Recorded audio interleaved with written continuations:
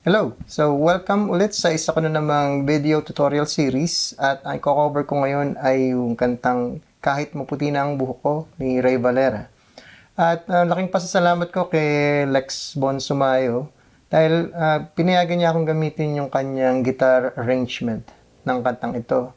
So, dahil doon, pwede kong ipakita yung tablature habang tinuturo ko yung mga fingerings. So, maraming videos to kaya stay tuned.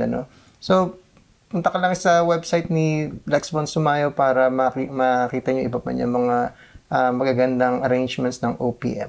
Pero sigit sa lahat, tugtugin ko muna ng buo yung piyesa para marinig nyo. Okay?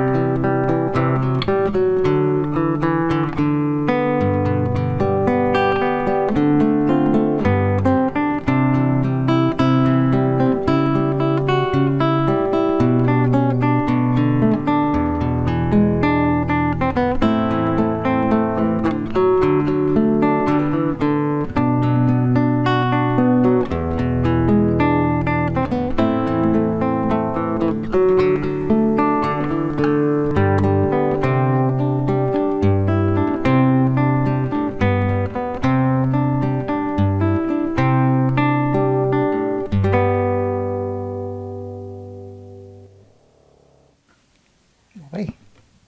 So, stay tuned. Like I said, iisa-isahin natin yung mga sections dito sa susunod na mga videos. So, subscribe, follow, like, mag-comment kayo at para kumalat yung video at maraming matuto. Salamat.